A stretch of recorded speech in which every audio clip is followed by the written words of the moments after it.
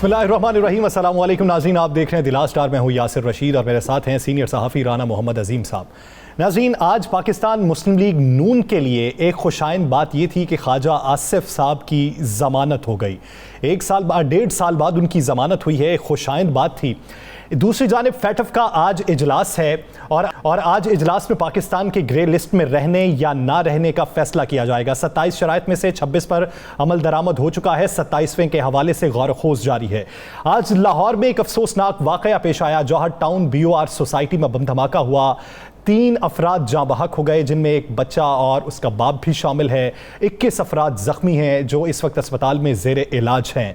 मुल्क की सियासत जो है उसमें आज काफ़ी बमबारी होती रही है। कौमी असम्बली के फ्लोर पर भी लफ्जी तीर बरसाए गए हैं।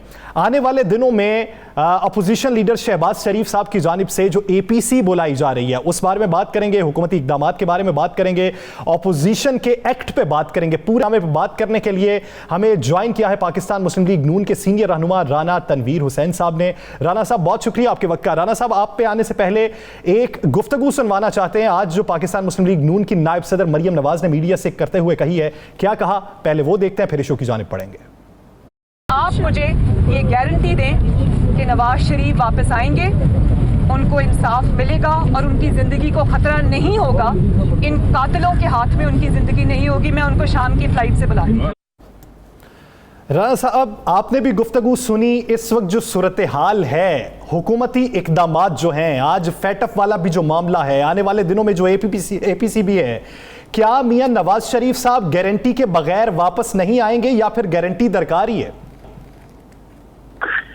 नहीं, किस चीज की गारंटी? देखे ना, जो मरियम बीबी ने बात की है, जो जहाँ तक इंसाफ का तल्लक है, ना हमने कभी उससे पसोपेश की है, ना कभी कोई ऐसा हमने काम किया है। अदालतों में पेश होते रहे। मैं समझता हूँ कि जो मिसाल कायम की है साहब के सिलसिले नवाज शरीफ साहब ने, वो तारीख में कभी नहीं हुई। एक सिटिंग प्राइम मिनिस्टर, JIT में जो JIT बनी थी उस वक्त वो 19-20 ग्रेड के अफसर थे, उनके सामने सारी फैमिली पेश होती रही। वो क्या नहीं भी पेश हो रही, सिटिंग प्राइम मिनिस्टर थे, लेकिन उन्हें वहां पेश हुए थे। जब कन्विक्शन हो गई है तो वो बाहर थे उस वक्त, वो और उनकी बेटी मरियम बीबी, और वो उनके साथ वापस आए। आपको याद होगा, सीधे पता था सीधे अडयाला जेल गए एयरपोर्ट से।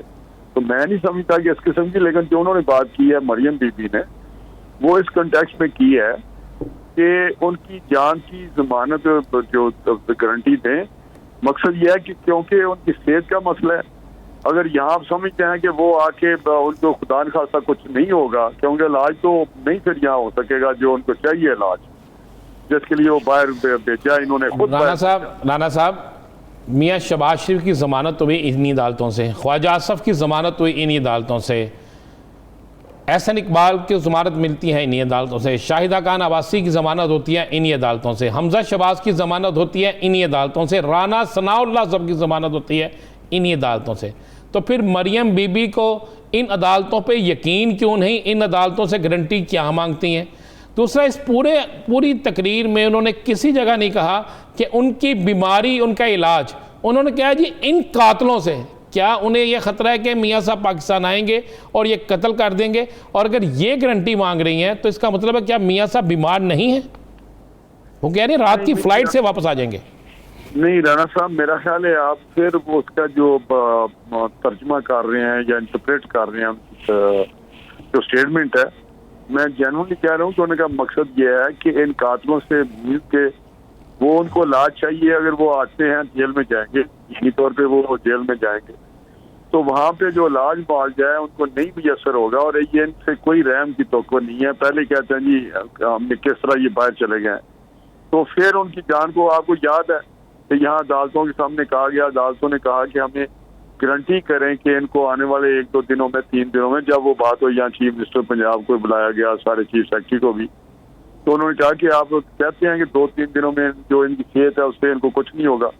तो उन्होंने कहा जी ये हम नहीं कह सकते, लिहाजा वो अदालत ने भी उनको कहा कि बाहर चले जाए। राना साहब, क्या तादमे आखिर इलाज के लिए बाहर ही मौजूद रहना है? मान लिया जाए कि एक अरसा ऐसा गुजरा, अस्पतालों में दूसरे केसेस का इलाज नहीं होता रहा, लेकिन वो अरसा भी बीत चुका। अब तो 60% लोगों को यूरोप के अंदर वैक्सीन लगाई जा चुकी है, अब तो इलाज बाकायदगी से जारी है, तो कितना मजीद अरसा दरकार है?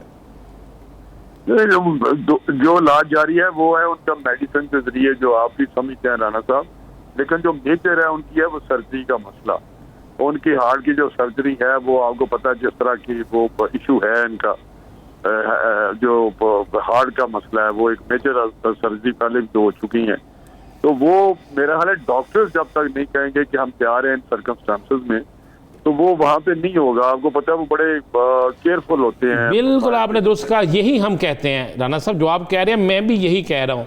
फिर मरियम बीबी किस वजह से ये कह रही हैं कि आप ये गारंटी दें मैं आज शाम को ही उन्हें बुला लूंगी?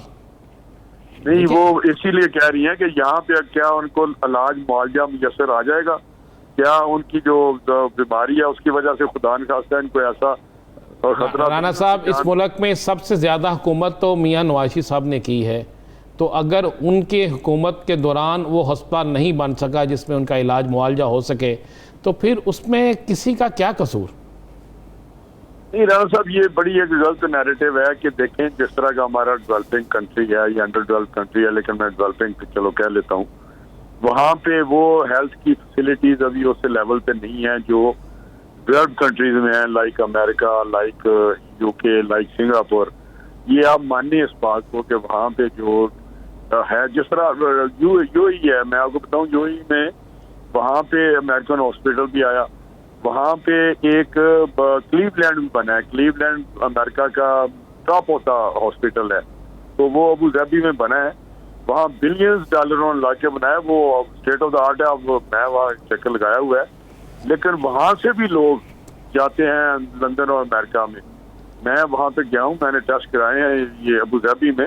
इसमें कोई शक नहीं कि उन पे के लेटेस्ट 4th जनरेशन उनके पास मशीनें हैं, डॉक्टर्स टॉप होता। दुआ करते हैं कि जल्द वो सेहतयाब हों, उनका इलाज मुमकिन हो सके और वो वतन वापस आ सकें। राना साहब, आगे बढ़ते हैं। आज मरियम नवाज साहिबा ने हुकूमती इकदामात पर तनकीद की है और काबीना पर तनकीद की है कि काबीना ने जो फैसला किया कि कौमी असासे गिरवी रखकर कर्ज लिए जाएंगे। मुश्किल वक्त है, हुकूमत ये कहती है कर्ज लेना ज़रूरत है, तो पाकिस्तान पीपल्स पार्टी और पाकिस्तान मुस्लिम लीग नून के दौर में भी कौमी असासे गिरवी रखकर कर्ज लिए जाते रहे। क्या उस वक्त कर्ज लेना ठीक था और अब गलत है, अब सूरत हाल मुख्तलिफ है? देखिए, जो 3 साल में हुआ है राना साहब, अगर आप उस पर नजर दौड़ाएं तो शोर करना इनका या एक झूठा नैरेटिव बिल्ड करना, अब 3 साल में मैं आपको बताऊं 9,000 अरब जो था हमने कर्जा लिया, और 9,000 अरब से हमने वो जो ये कहते हैं वापस भी करते हैं, हम भी जो किस्तें आती थी कभी भी डिफॉल्ट नहीं किया, वापस किया। हर किस्त वापस करते रहे, लोन वापस करते रहे, लेकिन जो बिल्डअप हुआ 9,000 उसमें ऐड किया। 9,000 में जो था वो आपको पता है मोटरवेज बने, वहाँ पे एयरपोर्ट्स बने, पोर्ट्स बनी, जो मेट्रो थी, कौन सी बिजली के कारखाने लगाए। तो मैं समझता हूँ ये बात कहना कि जी हम लेते रहे हैं कर्जा, कभी आप इसको एनालिसिस करें, असेसमेंट करें, तो मेरा बात चीज बड़ी वाज़ेह हो जाएगी। इन्होंने 13,000 का कर्ज लिया है और कहते हैं जी हम इनके कर्जे वापस करते रहे। भाई कर्जे वापस जब हम करते थे, ये तो रूटीन है, हर गवर्नमेंट कर्जे वापस करती रही है, जब पीपल्स पार्टी हो, मुस्लिम लीग नून हो, या पीटीआई हो। लेकिन इन्हें 13,000 3 साल में उसमें ऐड कर दिया और सामने आपको विजिबल कोई चीज नजर नहीं आएगी जो आप कह सकें कि ये इन्होंने 10 किलोमीटर जो है मोटरवे बना दिया है। राना साहब, जरा सियासत की तरफ आते हैं। मियाँ शहबाज शरीफ साहब ऑल पार्टी कॉन्फ्रेंस बुला रहे हैं इंतखाबी इस्लाहात और दीगर मामलात पे, तो क्या ये जो अपोजिशन जमातों का कट है, ये जो मुत्तहिदा अपोजिशन एक बनी थी जिसको हेड कर रहे थे मौलाना फजलुर रहमान, क्या ये उसी के प्लेटफॉर्म से होता बेहतर नहीं था? नहीं, देखिए, ये इसका जो सोल पर्पस था उस वक्त जो शहबाज साहब ने ये आइडिया कंसीव किया और ये बुलाया, मैं समझता हूँ कि ये इस टाइम पे उनका बहुत बड़ा एक सोच या उसका एक उन्होंने फैसला किया है, क्योंकि जिस तरह इन्होंने लेजिस्लेशन की है पिछले दिनों में, वो तारीख का स्याह दिन था जब 21 बिल इन्होंने बगैर किसी रूल्स रेगुलेशन के और वायलेट करके हर कानून के आधा ट्रेडिशन रवायात पार्लियामेंट की उनको पास कर दिया 1 घंटे में, और क्लब करके कर दिया, पास है। ये कभी नहीं हुआ। तो जब इन्होंने वो सेंसिटिव जो बिल थे जिसमें इलेक्शन लॉज थे वो भी कर दिए, तो फिर उस वक्त जरूर महसूस हुई कि जो पॉलिटिकल पार्टीज हैं वो इकट्ठी होके ये फैसला करें कि हमने कौन सी अमेंडमेंट हैं जो ये कर रहे हैं वो हमें नामंजूर है, कौन सी हम मजीद इनको दे सकते हैं। क्या आपकी इस कॉन्फ्रेंस में राना साहब मौलाना फजलुर रहमान साहब शिरकत करेंगे? डेफिनेटली उनको उन्होंने फोन करके उनसे ऑन बोर्ड लिया और उन्होंने इसको सपोर्ट किया है कि बिल्कुल आप करें, हम आएंगे। और उनको बिल्कुल ये एहसास है कि इस नाजुक वक्त पे हमें जरूर ये लेजिस्लेशन पे होनी है। बाकी जब इकट्ठे होंगे तो पॉलिटिकल डिस्कशन भी होती है। अच्छा राना साहब, खदशा क्या है? आप जो कहते हैं कि सदारती इंतखाबात वफाकी हुकूमत लाना चाहती है, क्या खदशा है? किस तरीके से सदारती इंतखाबात नाफिज करेंगी? देखिए, ये एक माइंड सेट है जो इस वक्त प्राइम मिनिस्टर है, उनका एक माइंड सेट है। राना साहब आप भी इत्तेफाक करेंगे मेरे साथ, वो एक फाशिस्ट ज़हन रखते हैं, वो एक डिक्टेटराना तर्ज पे चलाना चाहते हैं और वो उसका इजहार कर चुके हैं कि जी मुझे कुछ हर्डल्स हैं, कुछ डिफिकल्टीज हैं जिससे मैं अपनी इम्प्लीमेंट नहीं कर सकता कुछ चीज़ें जो इसके ज़हन में हैं। दूसरा, गए बगए वो सूबों को क्रिएट करते हैं, धकेलते हैं, पुश करते हैं बहुत सारी चीज़ों में और वो उनको बर्दाश्त नहीं कि किसी और सूबे में कोई और पार्टी की हुकूमत हो। जो सिंध की इस वक्त हुकूमत है वो डाइजेस्ट नहीं कर पा रहे। तो मैं समझता हूँ कि यही 18th अमेंडमेंट की बार बार बात करते हैं। मैं समझता हूँ ये रिफ्लेक्ट, जिस तरह लॉज इन्होंने इलेक्शन लॉज बनाए कि बस बुलडोज कर दो, बना दो, वो बिलीव ही नहीं करते कि कंसेंसस हो, कोई डेमोक्रेटिक प्रोसेस हो या बातचीत के जरिए। ये पार्लिमानी तर्ज हुकूमत तो बातचीत के जरिए आगे चलना है। बिल्कुल ठीक है राना साहब, आप दुरुस्त कह रहे हैं। राना साहब, आसिफ अली जरदारी साहब ने डेरे पंजाब में डाले हुए हैं, कई हुकूमती इत्तेहादियों से मिल रहे हैं, कहीं किसी से मिल रहे हैं, कहीं आपके साबका साथियों से, आपके नाराज साथियों से मिल रहे हैं और उनका कहना है कि पंजाब में इस दफ़ा हम होंगे और हम बता देंगे कि पंजाब की हम सबसे बड़ी पार्टी हैं। तो जरदारी साहब के पंजाब में डेरे किस नज़र से देखते हैं? देखिए, ये एक बहुत बड़ी पॉलिटिकल पार्टी है और मैं समझता हूँ कि पंजाब में उनकी क्योंकि एक पोजीशन कुछ सालों से कमज़ोर, बहुत कमज़ोर हुई है और वहाँ पे ऑलमोस्ट ये एलिमिनेट हो गए हैं पंजाब में पीपल्स पार्टी। अगर वो इस पर एक कोशिश कर रहे हैं, उनका एक हक है, वो आके बैठे, लोगों से मिले, मुख्तलिफ जो पोलिटिकल लोग हैं उनसे वो करेंगे और जो इलेक्टेबल्स हैं या बासर लोग हैं नेचुरली कुछ हमसे नाराज़ होंगे, कुछ PTI से नाराज़ होंगे, कुछ मुख्तलिफ मामला। जिस तरह सियासत में आपको पता है हर हल्के में कोई ना कोई ऐसे लोग होते हैं जिनकी अकोमोडेशन नहीं हो सकती नून में या PTI में। वो डेफिनेटली एक प्लेटफॉर्म है और उस पर शायद उनके साथ मिल जाएं और अपनी वो किस्मत आजमाई करें। लेकिन मुस्लिम लीग नून ही पंजाब की वाद जमात है जो उसका होल्ड है। और वहीं आपने देखा जितने जितने इलेक्शन हुए हैं, आपने देखा कि जितनी भी इन्होंने कोशिश की इस वक्त मौजूदा सिटिंग गवर्नमेंट ने कि उसमें कोई डंट नहीं डाल सकी। हालांकि वहाँ का कल्चर जो पंजाब का है, इससे पहले कोई इतना अच्छी तारीख नहीं है हमारी कि जब आपको पता है मंजूर भट्टू साहब वज़ीर आला बने तो वाई साहब को रातों रात वो सारे लोग चले गए। आपको याद होगा वो सारा जी जी मुझे याद है। इस वक्त पंजाब ने एक करैक्टर दिखा रहा है। और तो आज पता आपको मंजूर भट्टू साहब की भी मुलाकात हुई आसिफ अली जरदारी साहब के साथ? ये पुराने साथी उनके साथ रहे हैं। देखिए, मैं समझता हूँ जो दंड पड़ेगा ना, मैं राणा साहब आपको बता रहा हूँ, मुझसे आप ज्यादा नजर रखते हैं मामलात में, वो PTI के ऊपर पड़ेगा क्योंकि PTI का इस वक्त जो अवाम में आम नीचे की सतह, पाकिस्तान पीपल्स पार्टी का ये हक है कि अगर वो अपने रिवाइवल के लिए लोगों के साथ ताल्लुकात बढ़ाना चाह रही है, रवाबित बहाल करना चाह रही है, तो उसका हक है। लेकिन डेंट जो ज्यादा पड़ेगा वो पाकिस्तान तहरीक इंसाफ को पड़ेगा बनिस्बत पाकिस्तान मुस्लिम लीग नून के। बहुत शुक्रिया राना तनवीर उस हवाले से अपना वक्त देने के लिए। नाज़रीन, पंजाब की सियासत, आसिफ अली जरदारी साहब के लाहौर डेरे, इसी पर मजीद भी बात करेंगे। हमें ज्वाइन करेंगे साबिक वज़ीर आला पंजाब मियां मंजूर अहमद भट्टू साहब। एक ब्रेक के बाद स्टे विद अस।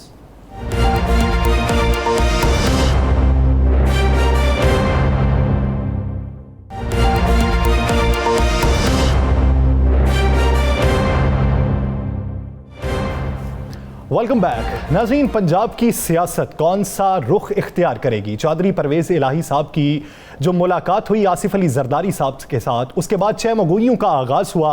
दोनों जानिब से इस बात की तस्दीक की गई कि यह मुलाकात तीमारदारी के हवाले से थी ही, लेकिन मुल्की सियासी सूरत हाल पर भी बात होती रही है। पाकिस्तान पीपल्स पार्टी पंजाब में अपना रिवाइवल करने जा रही है। वो रिवाइवल किस तरीके से होगा, इसी बारे में बात करने के लिए हमें ज्वाइन किया है साबिक वज़ीर आला पंजाब, सीनियर सियासी रहनुमा है, सियासतदान है, चौधरी मंजूर अली भट्टू साहब। चौधरी साहब बहुत शुक्रिया आपके वक्त का। चौधरी साहब, पंजाब की इस वक्त सियासत जो गठजोड़ की हुकूमत है, एक तो इत्तेहादी हैं बड़े पाकिस्तान मुस्लिम लीग काफ चौधरी बरादरान हैं, पाकिस्तान तहरीक इंसाफ के इस वक्त जो इकदामात हैं उसको किस नजर से देखते हैं, और आप क्या समझते हैं कि आने वाले दिनों में पाकिस्तान पीपल्स पार्टी पंजाब में रिवाइवल किस तरीके से करेगी?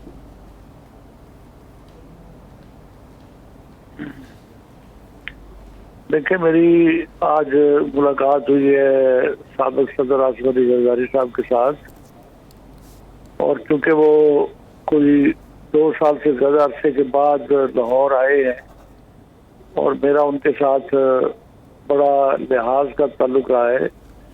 मैं पाकिस्तान पीपल्स पार्टी के साथ उनकी कोलिशन में मैं चीफ मिनिस्टर रहा हूँ 2.5 साल, और उसके बाद मैं फेडरल मिनिस्टर रहा हूँ आसिफ अली जरदारी साहब जब सदर थे, और मेरा उनके साथ एक लिहाज का और एहतराम का रिश्ता है। इसलिए मैं उनकी खैरियत पूछने के लिए मैं उनके पास बिलावल हाउस गया था, और उनके साथ राजा परवेज अशरफ साहब भी थे, और उनके साथ काफ़ी तफसीली बातचीत हुई।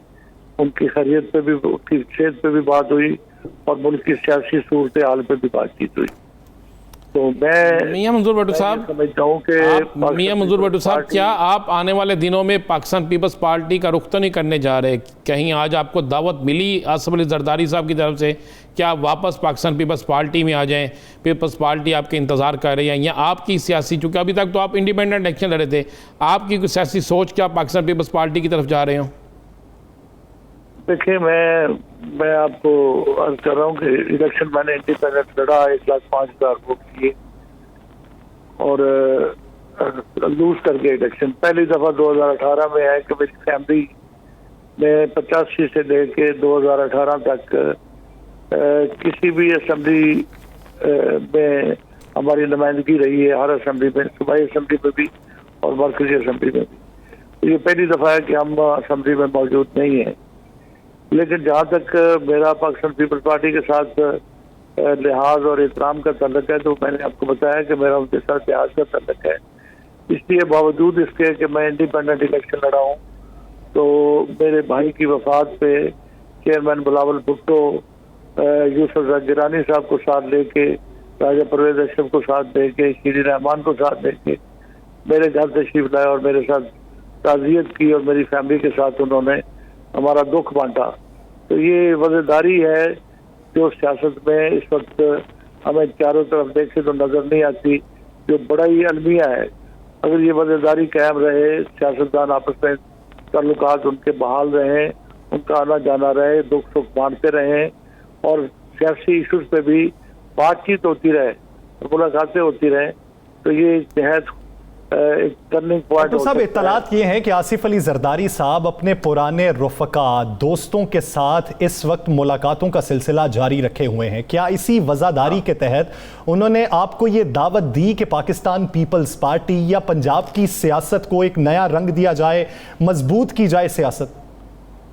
आज की मुलाकात में हमारी पार्टी ज्वाइन करने पे कोई बात नहीं हुई। आइंदा आने वाले दिनों में कोई इम्कानात हैं क्या पाकिस्तान पीपल्स पार्टी? सियासत में मेरी जान कोई हरसे आखिर नहीं होता। नहीं, इसमें कोई शक नहीं है, लेकिन एक होती है ना, आप बड़े सीनियर सियासतदान हैं, मुलाकात हुई है आपकी, आपने भी कहा कि ये मेरे घर भी आए, बाकी किसी तरफ देखें तो कोई नहीं आया, तो किसका मतलब है कि आज मुलाकात है तो कल हम इम्कानात रखें? ये देखें, मैं तो आपको यही अर्ज कर रहा हूँ कि सियासत में कोई हर पे आखिर नहीं होता। आज के दोस्त करके मुखालिफ हो सकते हैं, आज के मुखालिफ करके दोस्त हो सकते हैं, तो ये सियासत में उतार चढ़ाव होता रहता है। और पाकिस्तान पीपल्स पार्टी के साथ तो मेरा एक माजी वाबस्ता है, हम इकट्ठे रहे, हमने इकट्ठे गवर्नमेंट की है, पंजाब की हुकूमत बनाई है, और यहाँ रिफॉर्म्स किए हैं, फिर फेडरल मिनिस्टर के तौर पर काम किया है, तो मेरा उनके साथ एक तल्लक है, लिहाज का तल्लक है। किसी वक्त भी कोई भी बात हो सकती है। पीपल्स पार्टी के कुछ बड़े अहम तरीन रहनुमाओं का दावा है कि आप पीपल्स पार्टी में आ रहे हैं, आपने रजामंदी जाहिर कर दी है, कुछ वक्त का इंतजार है। तो देखिए जी भट्टू साहब, जैसी भी सूरत हाल बनेगी आपके सामने आ जाए। तो क्या एक और सवाल का जवाब दीजिएगा, जब आप जाएंगे तो आपका बेटा और बेटी तहरीक इंसाफ से इलेक्शन लड़े थे, तो वो भी आपके फैसले के साथ जाएंगे या वो सियासत में पीटीआई के साथ ही रहेंगे? मेरा बेटा और बेटी जो है वो पीटीआई के टिकट होल्डर हैं और वो पीटीआई के साथ हैं, और मैं इंडिपेंडेंट इलेक्शन लड़ा हूँ और मैंने इंडिपेंडेंट इलेक्शन लड़ के लूज किया है। मेरे बच्चों ने पीटीआई के टिकट पे लूज किया है। तो ये सारी चीजें जो है ये मैं इस पर गौर खौज कर रहा हूँ। मैं अपने दोस्तों से, अपने अजीजों से मुशावरत में हूँ कि आइंदा लाया अमल जो है वो हमारा क्या होना चाहिए। हमारा आइंदा लाया अमल जो है वो मुश्तरका होगा, एक ही होगा। ये नहीं हो सकता कि मेरी फैमिली में से कोई इधर हो या कोई दूसरी तरफ।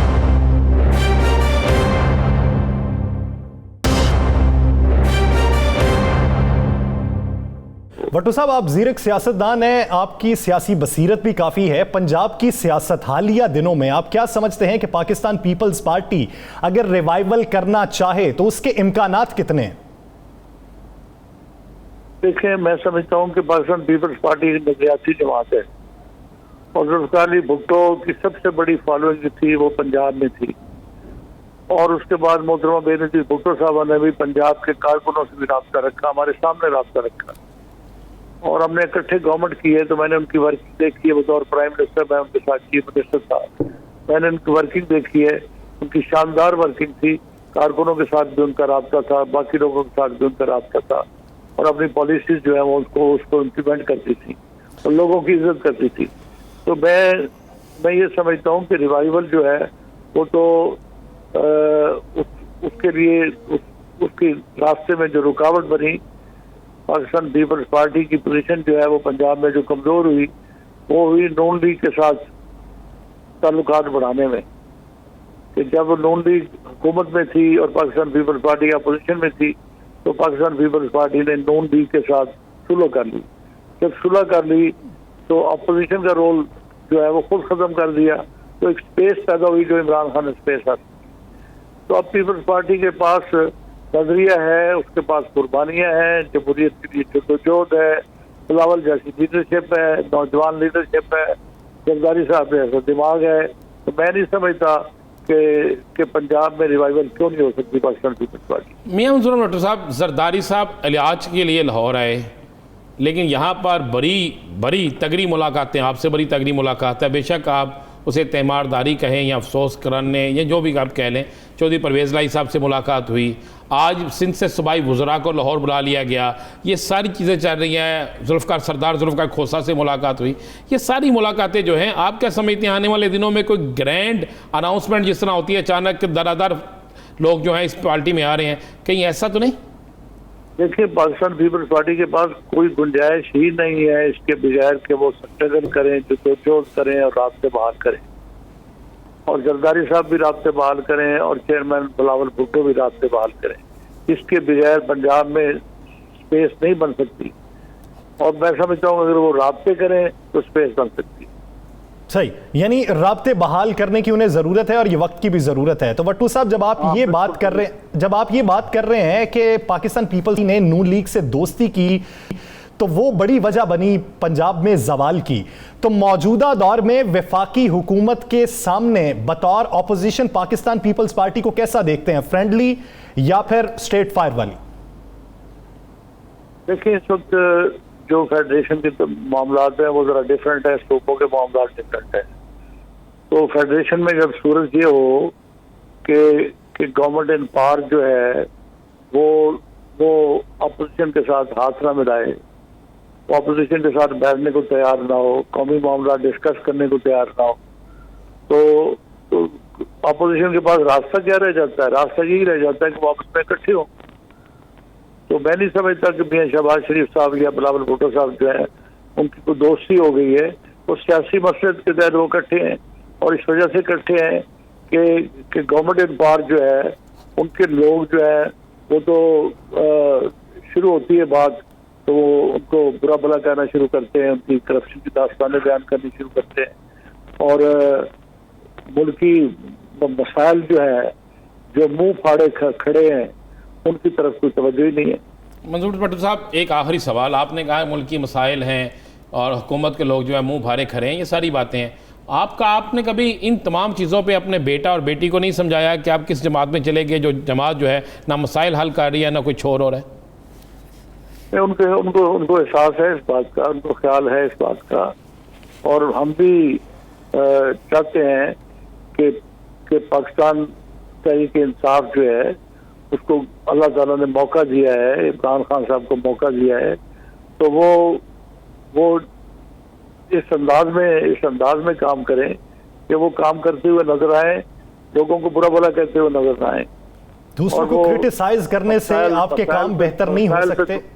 वसाइल पे तवज्जो रखते हुए आप अपने मसाइल पे भी तवज्जो रखें और फिर उसका हल सोचें, तो वो बेहतरी की जानिब आपको गामजन कर सकता है। बहुत शुक्रिया मियां मंजूर अहमद भट्टू साहब इसे अपना वक्त देने के लिए। नाज़रीन, पाकिस्तान पीपल्स पार्टी के रिवाइवल के हवाले से और मियां मंजूर अहमद साहब के हवाले से राना अजीम साहब का क्या कहना था वो मुलाहिजा करते हैं, फिर आगे बात करेंगे। मेरी इतला है कि मियां मंजूर भट्टू साबिक वज़ीर आला, साबिक स्पीकर भी रहे हैं, काफ़ी चीज़ अहम ज़िम्मेदारियाँ रही हैं। मेरी इतला है कि वो शायद पीपल्स पार्टी में जा रहे हैं। जब वो जा रहे हैं तो उनके साथ कुछ और लोग भी जा रहे हैं। राना साहब, मियां मंजूर अहमद भट्टू साहब ने इकरार तो नहीं किया लेकिन इशारा ज़रूर दे दिया है कि वापसी हो सकती है और रिवाइवल होना चाहिए, और उनका आखिरी ऑप्शन ये है कि वो मेल मुलाकातें करें तभी रिवाइवल हो सकता है। क्या है, आने वाले दिनों में कितने अफराद हैं जो वापसी का रास्ता इख्तियार कर सकते हैं या जुड़ सकते हैं? या सर, मेरे पास ये बड़ी कन्फर्म इतला है कि मियां मंजूर भट्टू साहब जो हैं वो पीपल्स पार्टी में जा चुके हैं। अब पीपल्स पार्टी एक प्लानिंग कर रही है, जिस तरह सरदार जुल्फ़िकार खोसा साहब मिले, सही भट्टू साहब मिले, कुछ और शख्सियात मिलेंगी।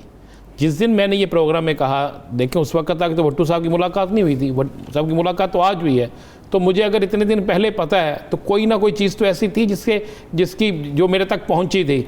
मेरी इत्तला के मुताबिक फ़ाइनल हो चुका है सारा। अब होना क्या है? अब होना यह है कि अचानक जिस तरह होता है ना कि एकदम वो भी आ गया, वो भी आ गया, वो भी आ गया, वो भी आ गया, और एकदम सियासी ऐसे छक्के लगे कि हर बंदा परेशान हो जाए।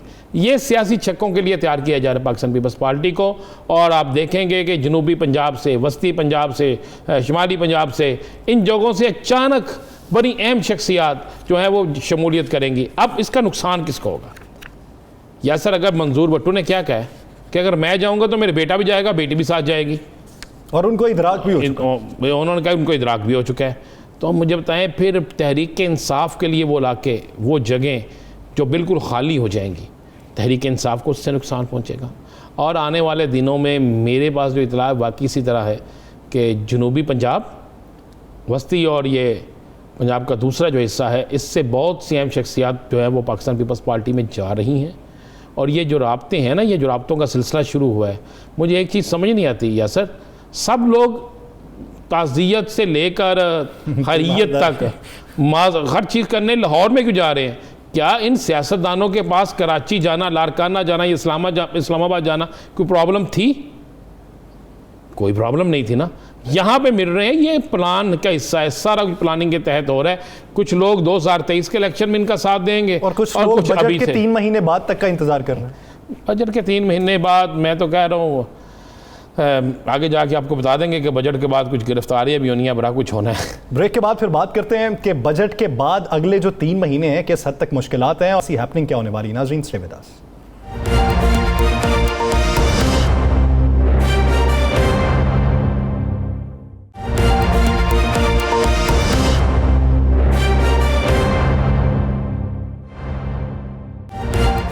Welcome back. नाज़रीन, बात करेंगे लाहौर में जो अफसोसनाक वाक़या पेश आया। आईजी पंजाब इनाम गनी साहब का जो इब्तदाई बयान था, उसके मुताबिक उनका ये कहना था कि बहुत से थ्रेट अलर्ट मौजूद थे जिस पे हमने ओवरकम किया। ये बाकायदा तौर पे पुलिस को निशाना बनाने की साजिश थी। दूसरी जानिब हमारे वज़ीर कानून पंजाब राजा बशारत ये कहते हैं कि कोई थ्रेट अलर्ट मौजूद नहीं था। इस वाक़े के बारे में अभी तक हक़ाइक़ मंजर आम पे क्या आए हैं, दहशतगर्द अनासिर के मकासद क्या थे? राना साहब की तरफ रुख करते हैं। राना साहब, जो CCTV फुटेज मिली, जिस गाड़ी की निशानदही हो पाई, उसके मालिक को गिरफ्तार कर लिया गया, बॉल बैरिंग पता चले, 15 से 20 किलोग्राम धमाका खेज मवाद था, इसके अलावा वो हक़ाइक़ क्या है जो अभी तक अवाम तक नहीं पहुँचे? देखें यार सर, मैं एक चीज़ तो आपको क्लियर कर दूँ। ये गाड़ी जो आपको हमें ये नज़र आ रही है फुटेज में, ये गाड़ी यहाँ पे जिस जगह खड़ी की गई, इसके साथ जो घर है ये काफ़ी अरसे से खाली कर था। सही। यहाँ पे टारगेट पुलिस नहीं थी, यहाँ पे टारगेट कुछ और था, और जिसको टारगेट किया जाना था उनकी रहायश भी बिल्कुल इस घर की बैक साइड पे चले जाएं, उसके पास थी। जिस जगह ये धमाका हुआ है इसके इर्द गिर्द जो घर हैं उन्हीं की शख्सियत के रिश्तेदारों के करीबी अजीज़ों के घर हैं। अब ये बात एक ज़हन में, बिल्कुल एक चीज़ ज़हन में रखें यासर, जब ये सारा मामला अगर आप देखते हैं, मेरे पास जो इंफॉर्मेशन है, इस गाड़ी की नंबर प्लेट जाली थी, मंडी बहाउद्दीन, हमने ही ब्रेक की खबर। इसका जो इंजन नंबर है वो इंजन नंबर टैम्परिंग किया हुआ था। टैम्परिंग किए हुए इंजन नंबर को जब चेक किया गया तो पता चला कि इस नंबर की आज तक कोई गाड़ी रजिस्टर्ड ही नहीं हुई। चेसी नंबर चेक किया गया, चेसी नंबर की गाड़ी रजिस्टर्ड नहीं हुई। आप ज़रा इस अगर फुटेज को गौर से देखें तो इस फुटेज में गाड़ी खड़ी की गई, इस गली में एक ही कैमरा है सर, सिर्फ एक कैमरा, इर्द गिर्द और कैमरे नहीं है। आप वो फैसल टाउन वाली सतह से आए तो वो एक कैमरा ही लगा हुआ है। अब ये शख्स कितने आराम से गाड़ी खड़ी कर रहा है, गाड़ी खड़ी करके यहाँ से रवाना हो रहा है। चले मैं खबर ब्रेक कर दूँ। जो इब्तदाई तफ्तीश में आपको पता है लाहौर सिटी में जो कैमरे लगे हुए हैं सेफ सिटी में, उनकी जब फुटेज निकलवाई गई है तो बहुत से अहम तरीन चीज़ें कानून नाफिज करने वाले इदारों के हाथ में आ गई। ये गाड़ी कहाँ से चली, कहाँ पे रुकी, फिर कहाँ रुकी, फिर कहाँ रुकी, 3 दफ़ा गाड़ी रुकती है। गाड़ी 3 दफ़ा रुकने के बाद यहाँ पहुँची, इस गाड़ी से कौन नीचे उतरा, इससे पहले कितनी दफ़ा ये शख्स और एक और शख्स इसी जगह की रैकी करता रहे, इसी जगह पे आते रहे। लेकिन एक सवाल है, ये जो गली है ये रात 10 बजे के बाद बैरियर लगा के बंद कर दी जाती है। इससे मुल्हिका जो दूसरी 5 गलियां हैं वो हर महीने में एक गली सिर्फ खुलती है। अब उसमें 24 घंटे एलीट फोर्स की गाड़ी मौजूद रहती है। तो जब रैकी की गई तो उस वक्त किसी को शुबा जाहिर नहीं किया गया? देखिए, एक आम आदमी आता है, आम आदमी आके वहाँ भी ये सब कुछ करके चला जाता है, देख के चला जाता है, उस पर कोई क्या शुबा करेगा? उसके हाथ में पिस्तौल नहीं है, आम से उसने कपड़े पहने हुए हैं। हो सकता है वो फल बेचने वाले की शक्ल में आ जाए, हो सकता है वो किसी और शक्ल में आ जाए, मैं वो चीज़ बता नहीं सकता यहाँ पे, क्योंकि इन्वेस्टिगेशन हो रही है और हम चाहते हैं कि मुलजमान पकड़े जाएँ। या सर एक बात ज़हन में रखिए, उनकी रैकी देखें आप कि उस घर के आगे खड़े हुए हैं जो घर खाली है। ये जो घर है जिसके आगे ये खड़े हुए हैं, ये घर खाली पड़ा था, और आज से नहीं भरा था, काफ़ी अरसे से भरा था। ये था एक 110/E, ये घर का एड्रेस है, ये घर खाली पड़ा था। और इस घर में, घर के बाहर खड़ा होना, उससे पहले मैंने आपको बता दिया कि गाड़ी 3 जगह पे रुकी है। रुकने के बाद कहाँ से गाड़ी चली है ये भी सारी इन्वेस्टिगेशन मुकम्मल हो चुकी है और बहुत से लोग गिरफ्तार भी हो गए हैं। चले मैं आपको बता दूँ, चूँकि ये कौमी मसला है तो हम चाहते हैं इस कौमी मसले को, इसमें जितना जो चीज़ें खुफिया है वो खुफिया ही रहनी चाहिए। लेकिन राणा साहब, आप इसकी टाइमिंग पे क्या कहेंगे? एक ऐसे वक्त में कि जिस दिन फैटफ का इजलास होना है, ये फैसला होना है कि पाकिस्तान ग्रे लिस्ट से निकलेगा या नहीं निकलेगा, उसी दिन ऐसे वाक़े का रिपोर्ट होना क्या कड़ी नहीं मिलती? इसके सारे सबूत मिल गए हैं। ये एक प्लानिंग हो रही है, एक तरफ अफ़गानिस्तान से अमेरिकन फ़ौजियों का जाना, पाकिस्तान की तरफ से अड्डे ना देना, और ये बड़ा एहसन इकदाम। उसके बाद अफ़गानिस्तान के अंदर ही अफ़गान की फ़ौजियों के को खुद अपने आप को वहाँ पे लोगों के हवाले कर देना, अपना असला हवाले कर देना, अपने टैंक्स हवाले कर देना, ये सोशल मीडिया पे आम है। तो इसमें इस सारे मामलात पे अब भारत और उसके साथ इसराइल और कुछ और मुल्क जो पाकिस्तान की तरक्की नहीं चाहते, जो FATF से उसे पाकिस्तान को निकलता हुआ नहीं देखना चाहते, उन कुव्वतों ने मिलकर ये प्लानिंग की। और प्लानिंग ये है कि पाकिस्तान के अंदर दहशतगर्दी फैलाई जाए, और फिर बाद में कुछ दिनों बाद आप देखेंगे, कुछ दिन बाद ये मुख्तलिफ ज़राए से खबरें चलाई जाएंगी, उनके जो रिसोर्स हैं उनको इस्तेमाल किया जाएगा कि अफ़गानिस्तान के अंदर जो कुछ हो रहा है पाकिस्तान करवा रहे हैं। मतलब ये पाकिस्तान के अंदर भी दहशतगर्दी, अफगानिस्तान के अंदर जो हो रहा है उसका इल्ज़ाम भी पाकिस्तान पे लगाया जाएगा, FATF में पाकिस्तान ना निकले लिस्ट से बाहर वो भी की जाएगी। ये सारा कुछ अगर हम देखते हैं, और मैं आपको ये भी बता दूँ, जो जियोग्राफी फेंसिंग हुई है उसमें कुछ चीज़ें भी मिल गई हैं। मैं आपको ये बिल्कुल तस्दीक शुदा बात कह रहा हूँ। क्या कोई थ्रेट अलर्ट था या नहीं था? जी बिल्कुल था, बिल्कुल एक तो राजा बशारत साहब ने उसकी तरदीद क्यों की? राजा बशारत साहब ने तो और भी बड़ी बातें की थी, उस पर हम आते ही नहीं। देखें, राजा साहब ने जो बात की उसका जवाब तो राजा साहब देंगे। थ्रेड अलर्ट था और मैं हराज तहसीन पेश करता हूँ अपने अदारों को, मैं हराज तहसीन पेश करता हूँ पुलिस को। आप देखें, अगर पुलिस वहाँ पे मौजूद ना होती तो ये तो अपने टारगेट कर चुके होते, बैरियर क्रॉस कर चुके होते, अपने टारगेट पे पहुँच गए होते। ये थ्रेड कॉल थी तो पुलिस ने उस वहाँ पे अपने इंतजाम किए, अहम तरीन अदारों ने इंतजाम किए, बड़ी जगहों पे थ्रेड कॉल्स थी। आपको पता पिछले कई माह से ये चीज़ें चल रही थी कि ये सब कुछ हो सकता है। ज़रा आप गौर करें ना, चंद दिन पहले शेर रशीद ने क्या कहा? शेर रशीद साहब ने कहा, जनाब हमारे हमसाये में जो हो रहा है इससे हमारे मुल्क के हालात ख़राब हो सकते हैं। ये 3-4 दिन पहले का ना। बैनुल अक़वामी ताकतों को ये सोचना चाहिए कि ऐसे वक्त में कि जब पाकिस्तान खित्ते में पुरअमन किरदार अदा करने का नारा लगा रहा है तो दूसरी जानिब शिद्दत पसंदी को हवा देने की कोशिश कौन कर रहा है? उन अनासिर की निशानदही करके उन्हें एक्सपोज करने की ज़रूरत है बनिस्बत इसके कि आप पाकिस्तान को मुर्दे इल्ज़ाम ठहराएं। द लास्ट स्टार से मुझे और राना अज़ीम साहब को दीजिए इजाज़त। अल्लाह के बाद।